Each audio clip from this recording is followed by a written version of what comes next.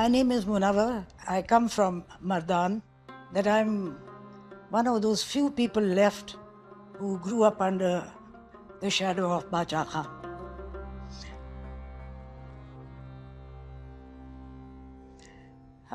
My grandfather, that is my mother's father, was a very close associate of his.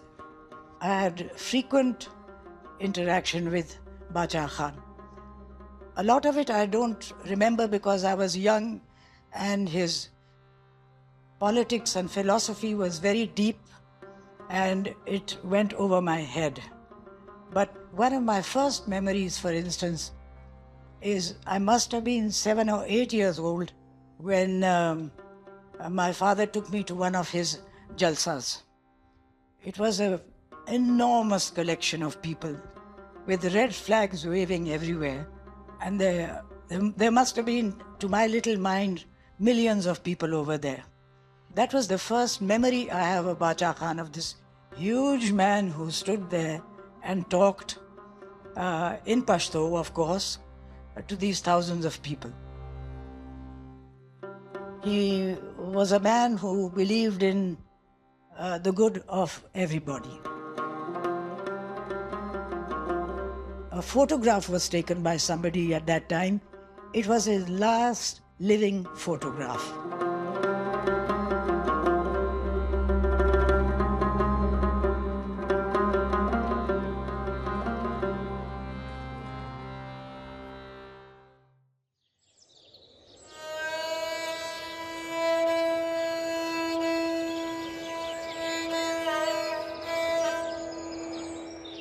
ولدت من حرث هذه الأرض وعلى ضفاف هذا النهر في أوتمانزاي، إحدى مدن المقاطعة الحدودية الشمالية الغربية كما كانت تسمى سابقا.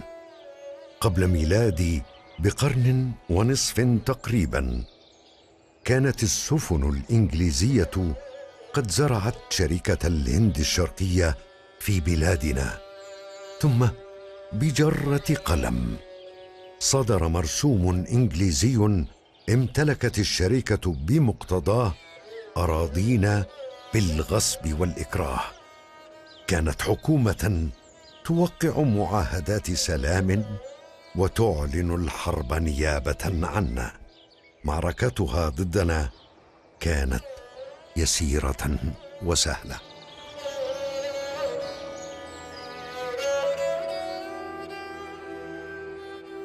Before the arrival of the British, the people of the Indian subcontinent were acting differently. They were not homogeneous.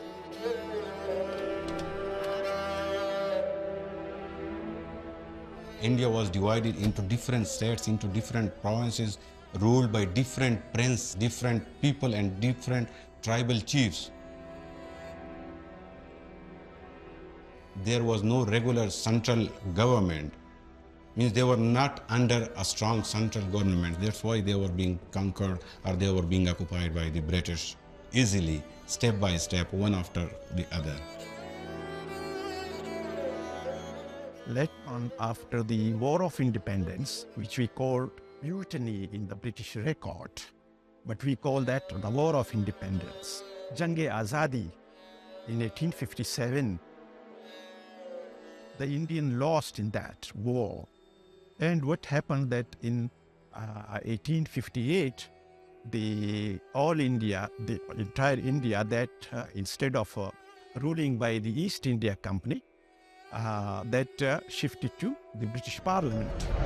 فرق البريطانيون بيننا فسادوا، قضموا شبه القارة مقاطعة لتصير ملكتهم فيكتوريا إمبراطورة على ما صار يعرف بالهندي وبنغلاديش وميانمار شرقا وباكستان حتى حدود أفغانستان غربا. وطال عبث الإنجليز أراضي هذه الأخيرة أيضا. Afghanistan lost as a result of two Anglo-Afghan wars of the 19th century. Afghanistan lost three things. Number one, sovereignty. Number two, half of its population. Number three, and the Pashtun land. The northwest frontier province was separated from the Punjab. It was made a separate province, and actually the British divided the tribal area or separated the tribal area through a different line.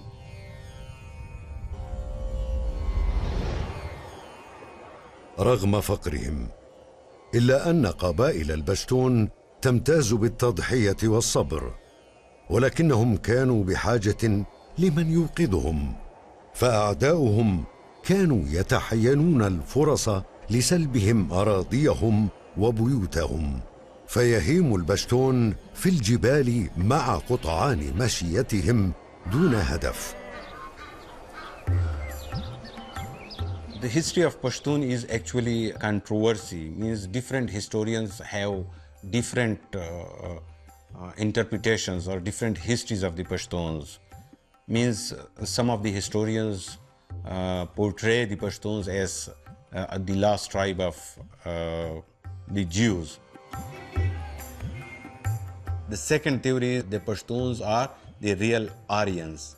And the third theory is mixed race theory. Means the Pashtuns are the combination of the Greeks, the Turks, and the Persians, as well as the Jews, but they have been developed into a single nation, and that is what we call Pashtun or Pakhtun or Afghan in a broader sense.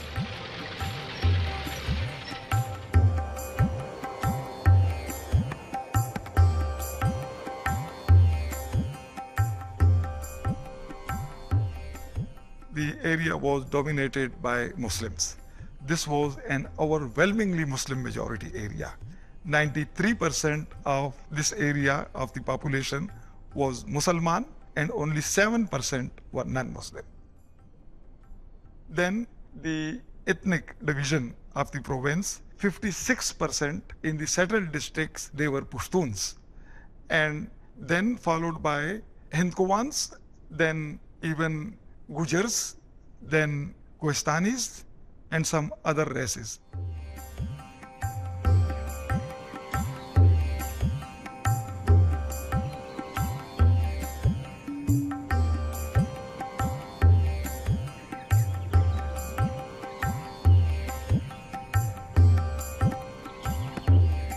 خلف هذه البوابة تحت سقف عال ووسط هذا البيت الطيني عام 1890 ولدت لعائلة هادئة ومتنعمة في ضواحي بيشاور. تعلمت في ساحته برفقة أبناء شعبي الطيب أصول الحياة وحكمتها.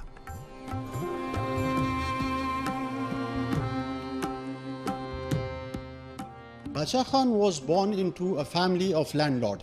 His father Bahram Khan was a landlord, and he had to his entitle some 8 villages, and he was a chief Khan of Uthmanzai. He had 4 daughters and 2 sons. So he sent his eldest son, Dr. Khan Sahib, he became a doctor later on, to study medicine in England. And he also sent Bashar Khan to school for education.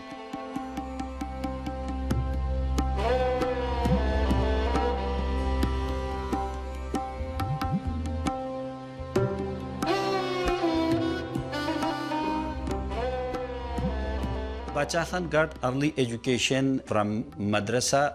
That was only memorizing the Holy Quran and reading the Holy Quran from his own village Uthmanzai. But afterward, his father admitted him in missionary school, which was a boarding school in Peshawar city, the legacy of the Edwards Mission School. So even the idea was that he was supposed to go for his higher education to England, but then his mother was reluctant, and he said, I have already like losing one child going so far for education, and I don't want to lose you. So Bashar Khan then listened to his mother will, and he stayed there, he stayed back. His father advised him to join army. For the recruitment in the British Army, they had a special regiment which was called The Guides. Bachar Khan narrates that an incident occurred and it changed my whole outlook. There was a Sikh officer, but the Sikhs, you see, they are used to of keeping long hair. And then a Tommy were those officials who newly arrived in India from England. So he started beating the Sikh officer without any reason. And he abused him by telling him that you want to imitate us, the British. This was the turning point in his lifetime, and he came back. He informed his father that I will not join army because this is an insulting job. غرور المحتل الأبيض، عنصريته ووحشيته طالتنا جميعا. تلك كانت سياستهم ضدنا كقوميات هندية. قسموا منطقتنا تحسبا لأي حركة مقاومة، ومارسوا عنفهم ضدنا عبر القوانين العرفية التي فرضوها علينا. One man, he was an expert in the region. His name was Lord Curzon. He detached 5 political agencies and 5 settled districts from Punjab, and he constituted it a separate identity. This was 9th November 1901, and since this was northwest of the British Indian Empire, so he named it as Northwest Frontier Province. One was Hazara, then Peshawar, then Kohat, Banu, and Dera Ismail Khan. Then there were 5 political agencies: North Waziristan, South Waziristan, then Kuram Agency, then Khyber Agency, and Malakand Agency. So far as our province was concerned, they treated it differently. Our province was formed in 1901, but the reforms which they introduced in other parts of India, for example, the 1919 reforms, 1909 reforms, etc., other reforms also, they were not introduced in our province. Plus, there was a FCR, Frontier Crimes Regulation. It was actually a draconian law, and where a whole tribe would be responsible for a crime of a single individual. There were some other legislations like Ghazi Act, wherein even gazing straight away in the eyes of a British soldier or a white man, you are liable for punishment. You have no right of appeal when you've been convicted under FCR.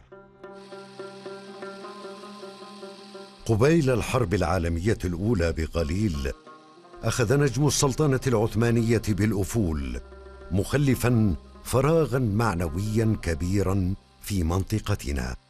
في تلك الحقبة بدأت دول العالم بتجديد تحالفاتها، فاشتعلت نار حرب أوروبية عظمى. رغم أصوات طبول الحرب المتسارعة، قررنا مكافحة ضعفنا بالتعليم.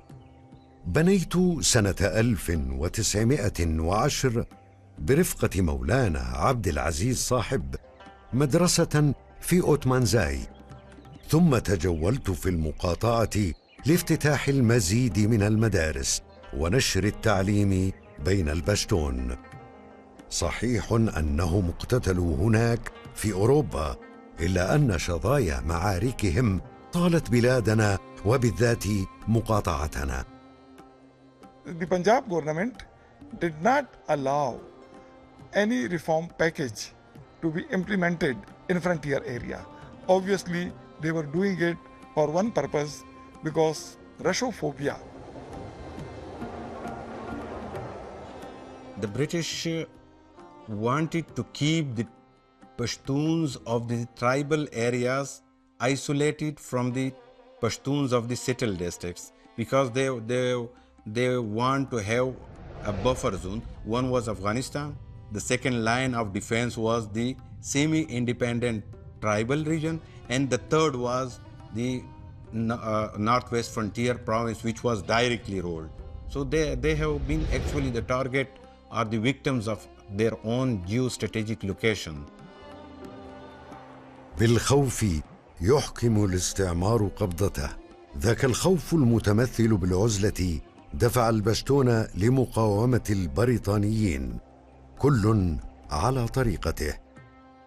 لمعرفة السابقة بحاج صاحب الذي دافع عن مشروع مدارسنا في وجه الملال والبريطانيين، رافقته إلى منطقة القبائل. كان حجي صاحب يؤمن بالمقاومة المسلحة، ولكن مع الوقت أدركت أن العنف هو تجل للخوف الذي يبقي اللص في بيتك.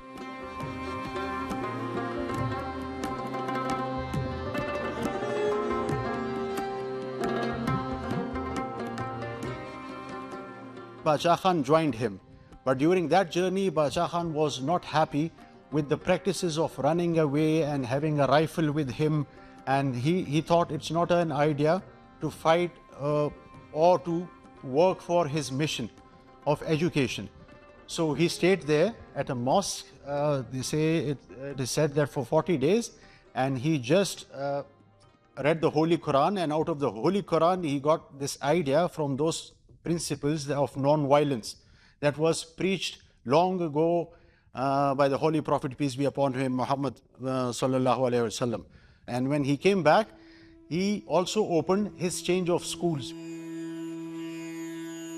علمتني الخلوة أن المقاومة تبدأ بالحرية والعلم. عندما لا يستطيع الإنسان تحرير نفسه من قيد العبودية، فما الذي يمكن أن يقدمه لأمته؟ لم يشوش تفكيري ضجيج الحرب العالمية الأولى بقدر ما أرهقتني نوائب الدهر. Bashar Khan had two wives. His first wife was named Meherkanda, and from that wife he had three children. The first child was Ghani Khan, and the second child was Wali Khan, and the third child was a female lady called Sardaro, who died at an infant age due to epidemic of influenza. Then he married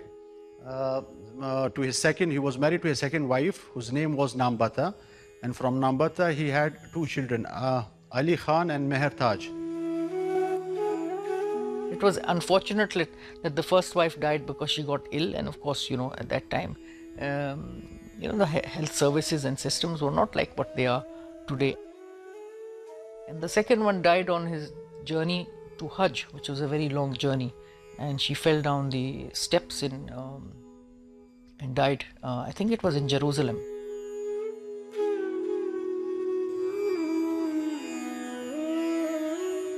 Afterwards, he did not marry, and he contributed his whole entire life for the struggle and the uplift of our society and community. يقال إن البريطانيين عادلون. أعترف بأنهم كذلك، ما لم يمس ذلك مصالحهم. في الواقع لا يطرح أصلاً سؤال العدالة عندما تكون لديهم مصالح سياسية. انتهت الحرب العالمية الأولى التي دفعت فيها أمتنا آلاف الضحايا مقابل وعود الاستقلال. أحرق البريطانيون وعودهم في نيران المعارك، وفرضوا علينا قوانين الروليت أكت، ووضعونا تحت رحمة الأحكام العرفية. 1919, this is one of the very crucial years. India was going through very hard times. The Indians, they helped Raj during the war years, and they were expecting reward. They received something which they did not expect. This was the two Rowlatt Act bills. The Indians, they were shocked. Then the tragic incident of Jallianwala Bagh on 13th April in Amritsar, wherein the imperialist forces, they fired upon the locals who gathered in Jallianwala Bagh, Amritsar, more than 400 people were killed. The whole India was now upset over these two incidents. So the hartals, protest meetings, they were arranged in the whole of India in the major centers. In Charsadda, however, a huge crowd assembled, and the person who was supposed to address, he disappeared because of the fear of English. And then Abdul Ghafar Khan, he was invited to make a speech. And this was his first speech to such a huge gathering. The gathering was more than 50,000 people. إثر انهيار السلطنة العثمانية ونتيجة لهذه المجازر خرج علينا الملالي ببدعة الهجرة، ترك دار الكفر والانتقال إلى دار الإسلام في أفغانستان. كانت الهجرة عذاباً على مسلمي الهند وعلى الأفغان. وبدأ البريطانيون سعيهم للإطاحة بالأمير أمان الله خان من الحكم في أفغانستان. البريطانيون وحدهم هم الذين استفادوا من حركة الهجرة. The illiterate Pashtun migrated in thousands of people at that time in 1920 migrated to Afghanistan. After 6 months, the Hijrat movement, it is called the Hijrat movement in the history, failed, miserably failed. Bashar Khan thought at that time that how a mullah, a religious scholar, can deviate the people without giving them arguments to leave the country. مع الأسف استغل الملالي والمحتلون طيبة وبساطة أبناء أمة البشتون وحرصهم على اتباع رأي علمائهم والتزامهم بتقاليد البشتون ولي ليتحكموا بهم وبحياتهم وأحياناً ليدمروها. Actually, the Pashtuns since medieval times, they have been regulated their lives through their traditional customs, traditions, and their way of life. Pashtun Wali, that is what we call Pashtun Wali. It is actually an unwritten constitution of the Pashtuns through which they regulate their daily lives and through which they interact with other people. So Pashtun Wali is really a code of life, and it has certain components. My own view is that Pashtun Wali is a code made by men. Of course, it is meant to apply to the whole of society. That the jirga, which is really the the forum of elders that decides disputes and sort of mediates, the jirga traditionally in our areas is all men.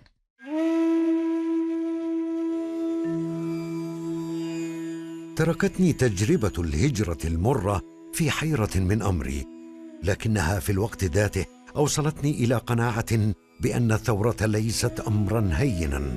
الثورة هي نتاج عمل صبور وتتطلب العلم والمعرفة. الثورة تحتاج إلى أشخاص مخلصين يستطيعون إقناع الأمة بضرورة الانتفاض على الواقع والتخلص من العادات المؤذية. Just like a competent doctor, he just recommended. He just recommended that there is a disease, and that disease is ignorance and illiteracy. So what he did, that he first opened madrasa, a school, though that was in 1910 or 12, but later on in 1921, he formed, along with his friends, Anjuman-e-Islaya Farina, the Association for the Reformation of the Afghans. And the second thing was the Azad schools, Azad Madaras, to be run by the Anjuman members.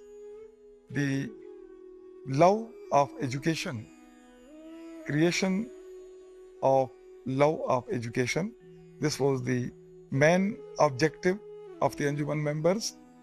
Then promotion of Pashto language and literature, getting rid of the slavery, and obviously doing away with the feuds among the Pashtuns. لم يرق للبريطانيين ما أفعل، فضغطوا على أبي فحدثني بالتراجع، لكنه يوم سمع رأيي وحماستي لأمتي خرج وأبلغ الضابط المسؤول بأننا لا نستطيع ترك ما بدأنا به، وليفعلوا ما يحلو لهم. بالفعل بدأت سلسلة اعتقالات المتقطعة، والتي أخذت من حياتي 15 عاماً في سجون الاحتلال. في الواقع لقد قدموا لي خدمة كبرى، لأن تجربة السجن ملأتني إيماناً باللاعنف سبيلاً للخلاص.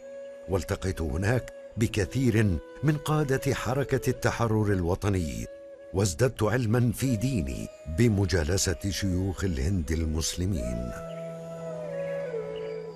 The problem was that they had made it clear that this organization is for youth and the educated youth. So now what to do with many other volunteers who were uneducated and who have crossed, say, 50 or 60. So to accommodate all these, in November 1929, another organization was formed. And this was given the name of Khudai Khidmatgar Organization, Khudai Khidmatgar Tahrik, or the Servants of God.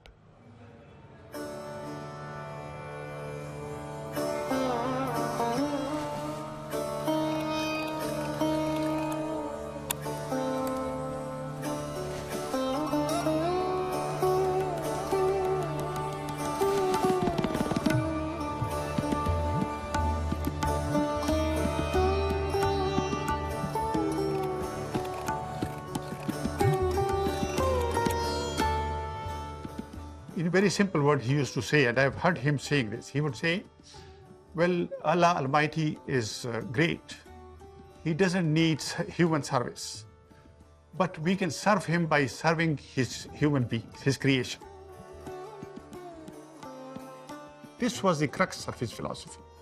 And in this way, we may suffer. And he used to say, sabr and shukr.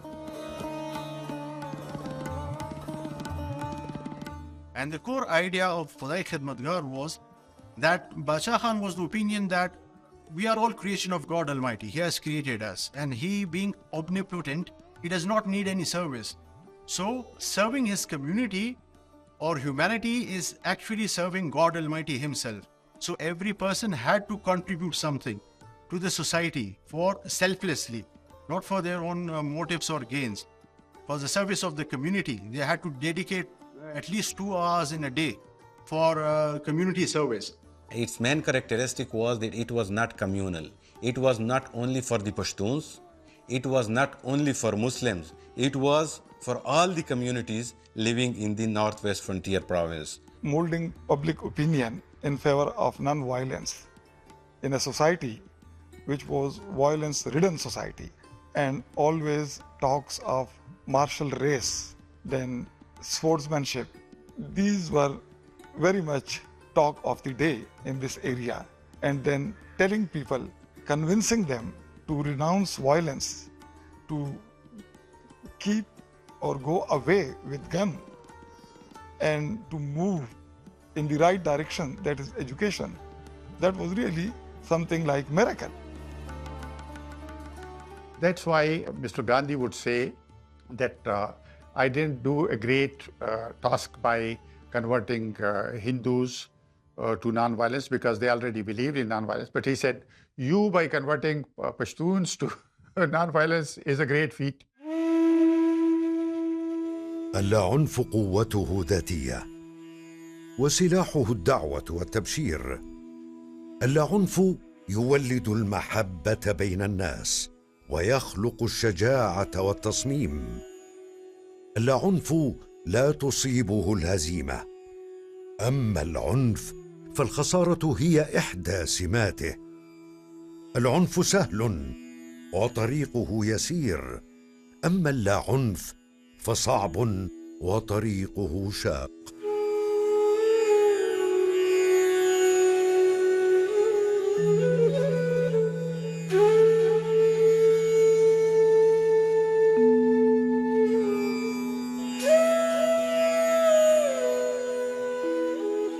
Bacha Khan always convinced people that if you want to educate your future, just give a book, just give a kalam to their hand, not weapon. And he always says that if someone targeted, you don't target with weapon, just target with books and just target with your knowledge and education.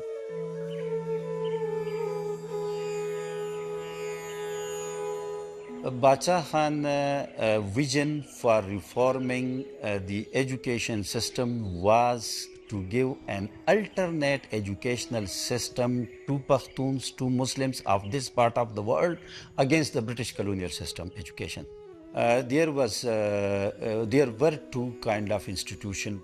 The public sector schools were producing servants to the Britishers. And against them, Bacha Khan, Sanatam Dharam and Khalisa schools wanted to produce sons of the soil, which can serve their own soil and not the Britishers. And according to the census reports available, 1911 census report, 1921, etc., etc., out of 1,000, only 25 were literate. And when you come to the women, it was 10 reported literate out of 1,000.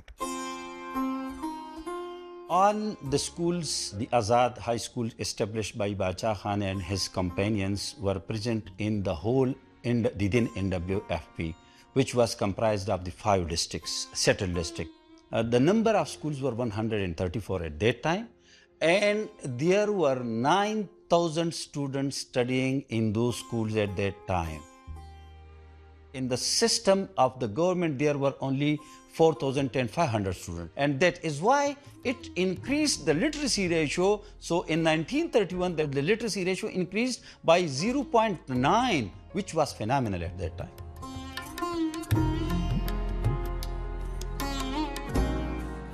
صدى الفعل الاجتماعي بين البشتون مثير للاهتمام. نقلد بعضنا بعضا، ولذا حرص الجميع على أن يكونوا مع خدام الله أسوة بإخوتهم.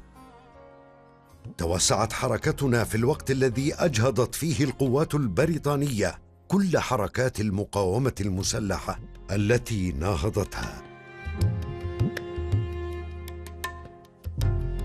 This was mainly by foot. Of course, at that time, in the 20s, 30s, transport wasn't like it was today. He did, of course, when he did long travels, like to meetings and things, he would go by train to different cities in what is now Pakistan and also to India. But him and his companions did a lot of traveling by foot. They stayed in very sort of, minimalist places. They kept to having simple food and not being a burden to the places that they visited. And that is what was powerful about him, his direct contact with his people. During his mission, going from village to village, he will choose the home of the person who was the most poor amongst them. And he would choose his house, and they used to be very excited and happy about it, that Bacha Khan is going to be my guest and staying at my home. So everyone, all his followers, everyone who used to come to listen to them would come to that same fellow house and sit there with him, share all what he has to share with him.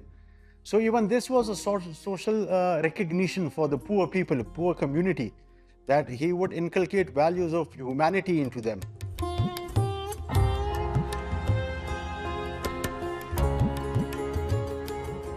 He used to go to Sindh, he used to Balochistan. And once he traveled to Karachi, to GM Said's place in a 3rd class. That was their principle. They used to travel in a 3rd class, which had wooden benches.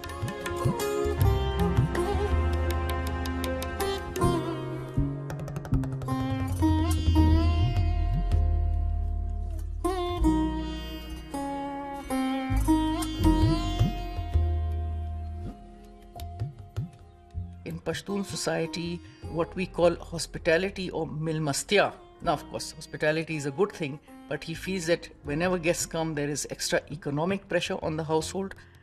He himself, when he traveled with his companions for his spreading his political message, he used to not encourage that people slaughter chickens and cook food and do all this. He wanted it to be very simple, and he felt the burden fell on women who, he said, never ate with the family, and they ate what was left over.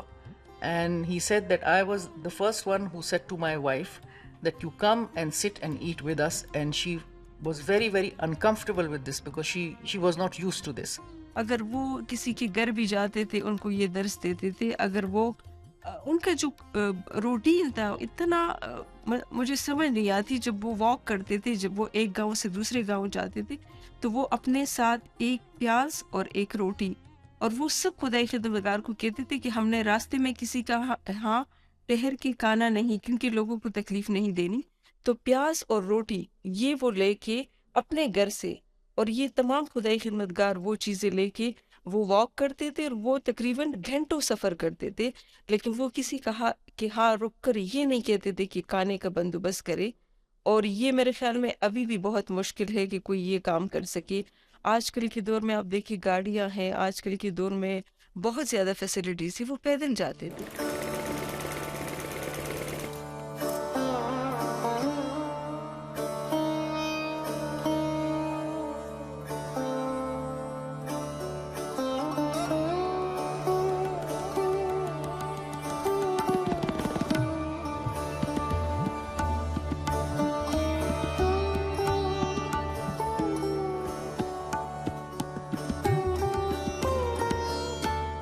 كنا جميعا نجعل الله حاضرا وناظرا إلى أعمالنا قبل أن نؤدي قسم الحركة. سأقدم اسمي في خدمة الله بإخلاص وإيمان. سألتزم بمبادئ اللاعنف بشكل دائم. سأخدم كل مخلوقات الله دون تمييز، وهدفي حرية الأمة والدين. كل جهودي ستكون لإرضاء الله، لا للسمعة ولا للشهرة، وسأؤيد المظلوم ضد الظالم.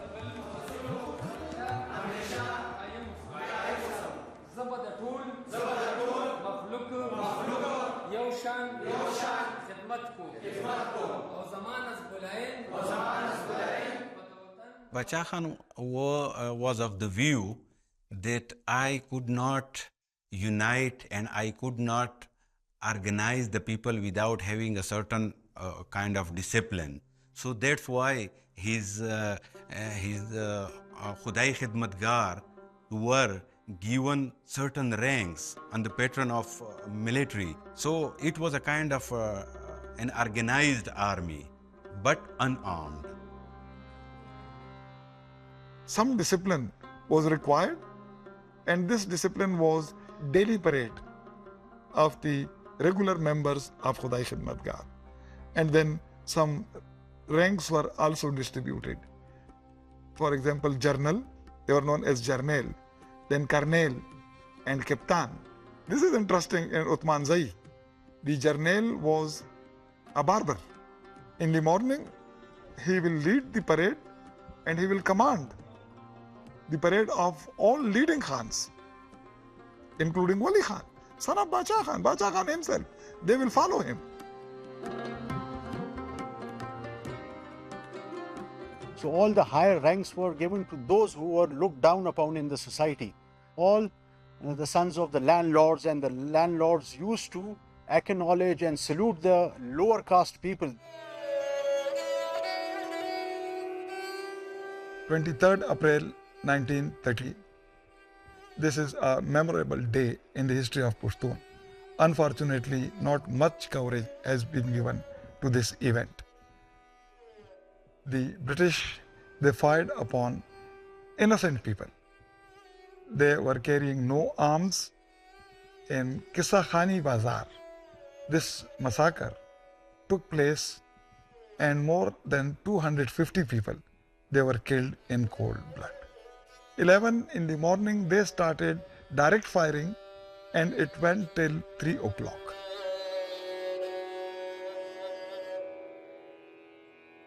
There was another meeting near Mardan, a place named Thakar. Again, there was a peaceful demonstration. They opened fire on that demonstration, and again, many people were killed. In the same way, in the south, Banu district, in 1930, there was another demonstration of peaceful Khudai Khidmatgars. They were again fired upon by British security forces, and a large number of people were killed and imprisoned.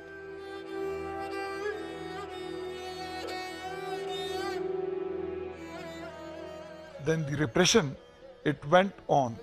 There was no one to hold them from doing atrocities. During the whole time, the Pashtuns, they never retaliated. There is not even a single incident to show that they killed some British officials in retaliation. They accepted non-violence as a creed, and they follow it perfectly. أدرك إخواني في الحركة صعوبة طريقنا. كنا نسيجا واحدا مشدودا بروح النضال اللاعنفي، رجال من صغار قومنا كبار بإيمانهم قادوا جموعنا التي تجاوزت أكثر من 250,000 خادم لله. رغم الاضطهاد والمجازر التي أصابت حركتنا من البريطانيين، إلا أننا حافظنا على مبادئنا، وأولها عدم التعاون مع الاحتلال رغم كل العروض التي قدمت لنا. أدركنا الحاجة لأن نكون ضمن تحالفات وطنية لها حضور قانوني لنصير أقوى. عام 1931 تقدمت وأنا في السجن باسم حركة خدام الله بطلب للانضمام إلى رابطة المسلمين. قوبل طلبنا بالرفض، فطلبنا بعدها الانضمام إلى المؤتمر الوطني الهندي. All India National Congress was formed by a Britisher, AOU, just for presenting the demands of the Indians to the British government through peaceful means. But it was later on that it became anti-British.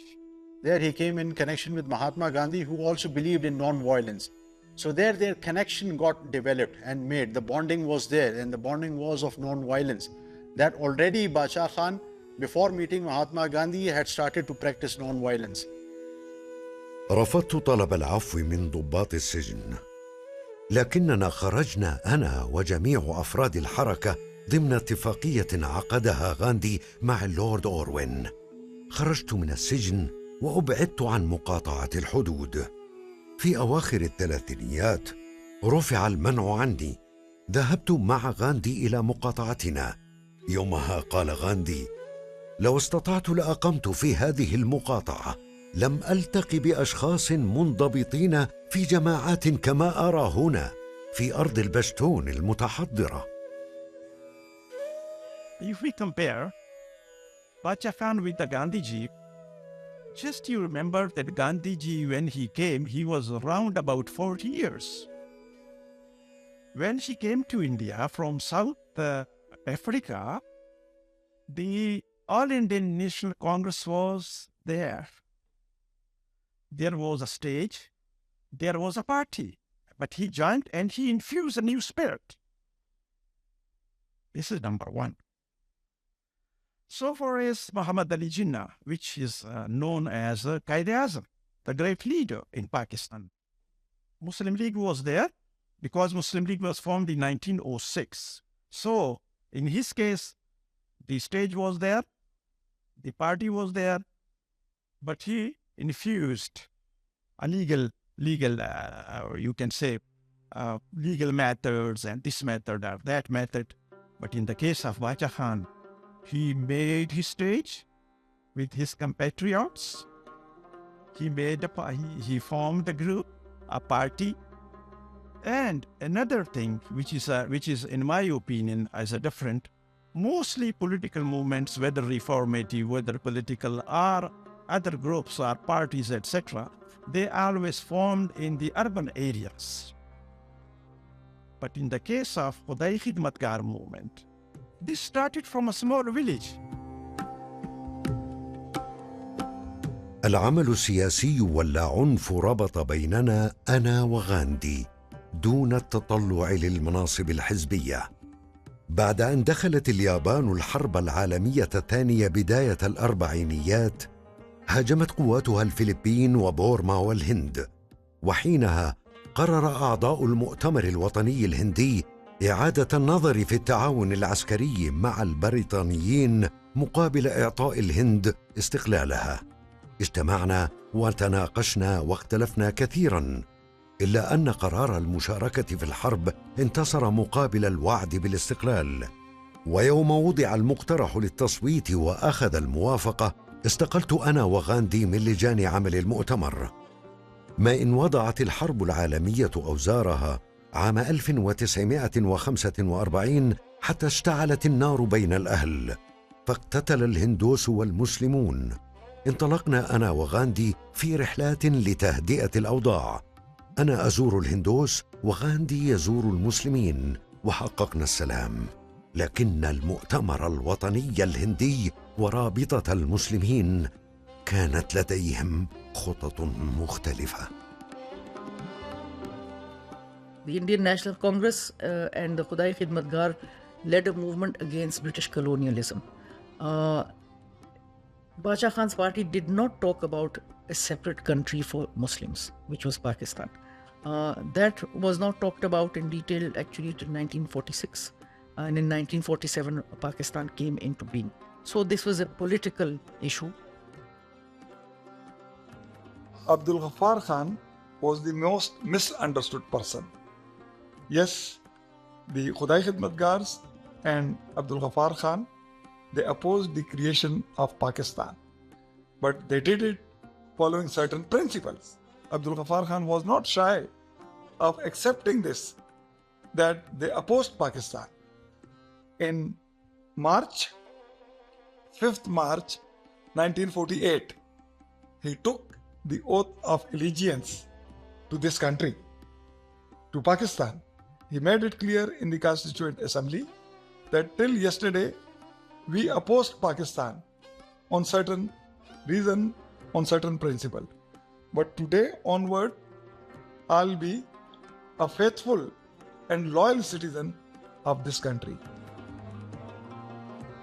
لم نكن نميل للبقاء مع الهند، ولم نرغب بالمشاركة في استفتاء استقلال المقاطعة وقاطعناه، لكن المؤتمر الوطني الهندي باعنا وتركنا لنواجه مصيرنا مع الذئاب. أنا لا ألوم أحدا من أعضاء المؤتمر بقدر ما ألوم غاندي وجواهر لال نهرو لتخليهم عنا.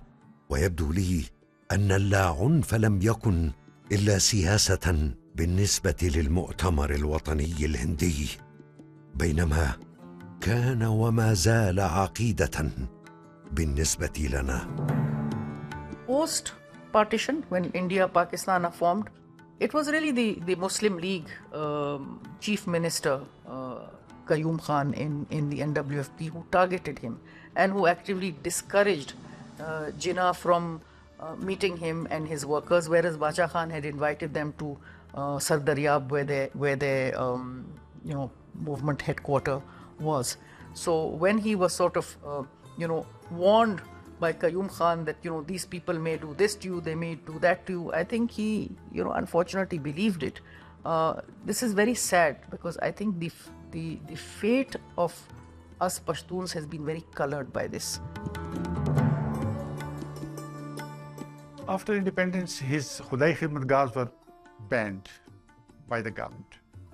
From 1948 to 1953, he remained in prison, and his family, his children, his sons were also taken to prison. Thousands of Khuday Khidmatgars were taken to prison for 5 years, and their properties were confiscated. although he was member of the Constituent Assembly of Pakistan and he took oath of allegiance to the new country. But he was imprisoned, so his followers came out in protest. So in Babara Charsada, the place where he belonged to, they demonstrated. And again, fire was opened at them and more than 600 people were killed. Unarmed people. This Sardaria Markaz or headquarters that was razed to the ground, that there are idols, and these are pro-Hindus and pro-Baath. Bachar Khan is a traitor. This was in our books, in the textbooks, that he was a traitor.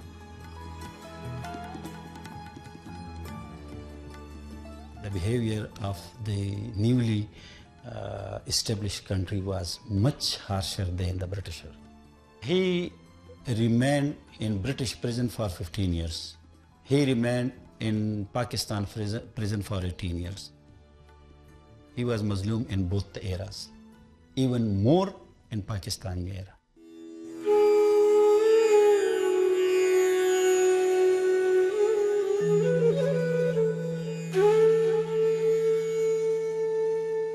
He was such a great man, but unfortunately people didn't recognize him. That is very sad.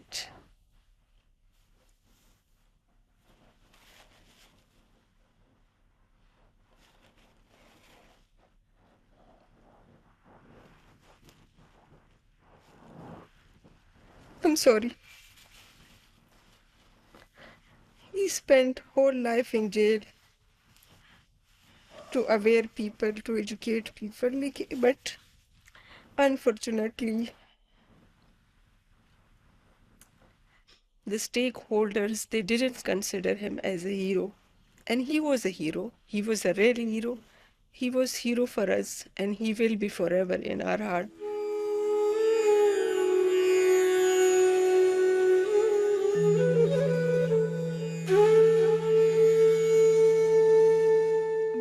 In 1986 to 1987, about 2.5 years, he stayed with us. Then at that time he was 98 years old.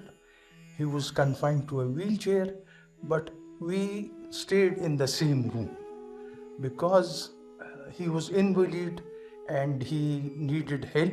All our house, including my mother, though she was not well at that time, all of us were available for him to help and assist him. Yes, he wasn't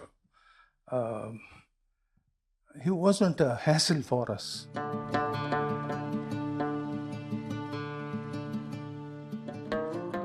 When he died in 1988, 3 states lowered their flags for a person who had not remained in power even for 5 minutes. 3 states, India, Pakistan and Afghanistan, lowered their national flags.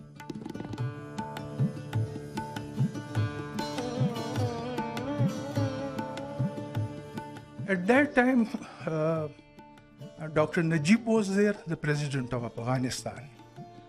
And an Indian delegation was there. The Prime Minister of India came to this Cunningham Park, Peshawar, and the President of Pakistan also came to this Cunningham Park, Peshawar. And there were millions of people, and the dead body was there for about 2 or 3 days, I'm not very sure. And then we went to Jalalabad with the body.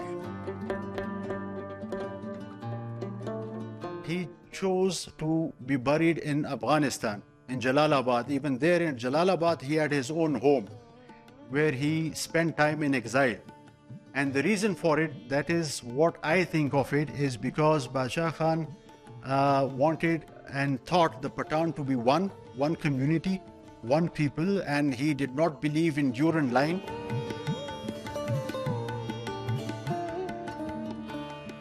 Bashar Khan was a non-violent icon of international caliber. But unfortunately, he is not mentioned very widely alongside Mahatma Gandhi, Nelson Mandela, and Martin Luther King. But even then, he is too big to be suppressed. Our new generations are rediscovering him. Now we have a university in his name. Peshawar Airport is named after him. After a long time after his death, he was not mentioned in official history books. But you see, people have discovered him because his services were too big to be ignored. One thing I'd like to highlight about him is that he was an accepted leader because of his principles across these three countries of Pakistan, Afghanistan and India.